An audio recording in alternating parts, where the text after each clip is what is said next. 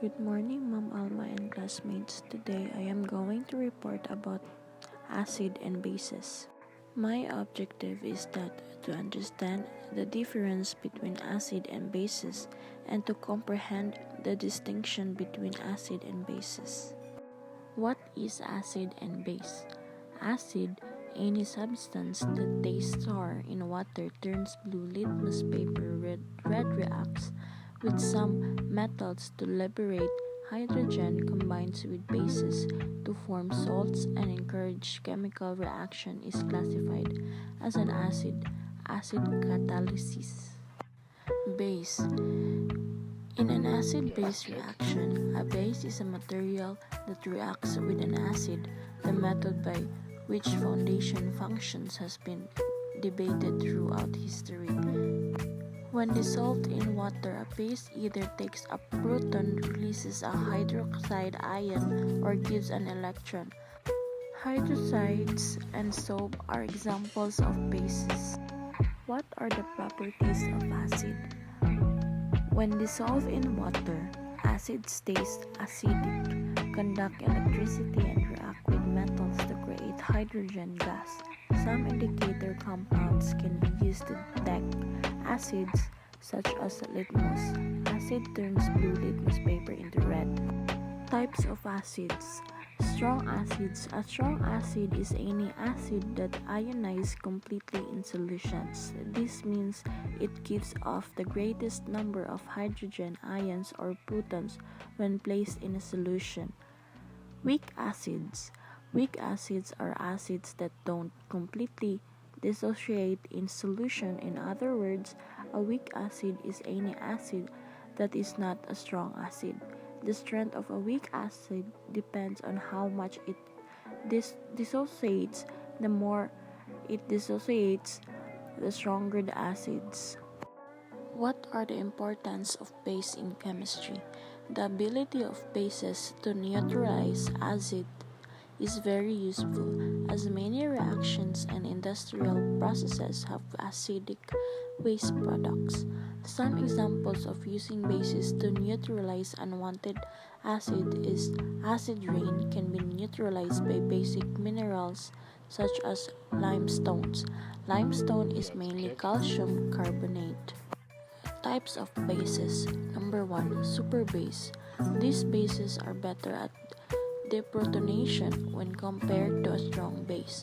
These have very weak conjugate acids. They can be obtained by mixing all alkaline metal with its conjugate acid.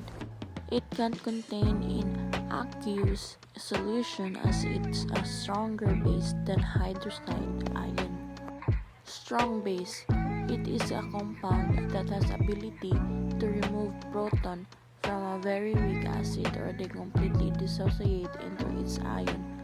When in water, examples are potassium hydroxide or sodium hydroxide. Weak base. There is incomplete dissociation when in water. The aqueous solution contains both the weak base as well as the conjugate acid. Types of base. Neutral base. It forms a bond with a neutral acid, share an electron pair. Solid base is an active in solid form. Examples are silicon dioxide and sodium hydroxide mounted on alumina. pH scale and see what acids and alkalis are. pH is really just a measure of how acidic or alkaline a solution is, and it's measured on a scale from 0 to 14, with low numbers being most acidic and high numbers being most alkaline. And if the substance is neutral, like pure water, then the pH would be 7, which is neither acidic nor alkaline. To give you some idea of what all of this means, the acid in your stomach, which helps you to kill bacteria, has a pH of around 2, while acid rain is around pH 4. Then for alkalis, washing up liquid has a pH of around 9, and the bleach we use to clean bathrooms has a pH of around 12. Be aware though, you don't have to remember these specific examples, they're just to give you some context. Now we can measure pH in a couple of different ways. One is to use some kind of indicator, which are a group of chemical dyes that change colour depending on the pH. And different indicators will change colour at different pHs. Some indicators contain a mixture of these different dyes though, so their colour will slowly change across a wide range of pHs. So we often refer to them as wide range indicators. The most common example is universal indicator, which gives the colours we've shown on our pH scale here, ranging from deep red at a very low and acidic pH, to yellow, green and then bluey purple as we increase the pH and it becomes more alkaline. The other way to measure pH is to use a pH probe connected to a pH meter. By dipping the probe into a solution, we can electronically measure the pH and get a numerical reading on the meter. The benefit of the probe compared to an indicator is that it can be much more accurate and precise, because it doesn't involve humans guessing shades or particular colours. And as a general rule, measurements that remove the need for human judgment are going to be more reliable. The next thing we need to look at is what exactly makes something an acid. You can define an acid as any substance that forms aqueous solutions with a pH of less than 7. And the reason for this is that acids release hydrogen ions in water, which make the solution acidic.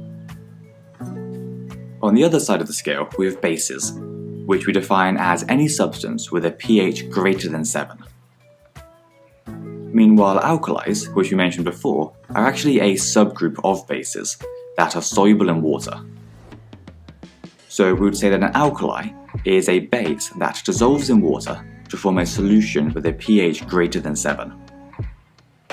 And these alkalis form OH- ions in water, which we call hydroxide ions. If we react an acid and a base together, then we get a neutralization reaction, which will always produce a salt and water. For example, hydrochloric acid plus sodium hydroxide, which are the most common acid and base, will react to form sodium chloride, which is a salt, plus water. Another way to show these neutralization reactions is in terms of hydrogen ions and hydroxide ions, where H+ from the acid and OH- from the base combine to form H2O. And because the acid and base have both been neutralized in these sorts of reactions, the pH of the products should be 7 because they're neutral. Before we finish, I just want to point out some of the common acids and bases that you'll come across in the course. The main acids are hydrochloric acid, sulfuric acid, and nitric acid, while the common bases are generally hydroxides or carbonates, like sodium hydroxide or calcium carbonate. There are loads more, but it's definitely worth learning these few, as they crop up a lot. Conclusion: acids and bases are used in a variety of settings in today's society, not just in scientific laboratories. Acids and bases are present in our daily lives in a variety of ways, including food digestion, medication, and cleaning agents.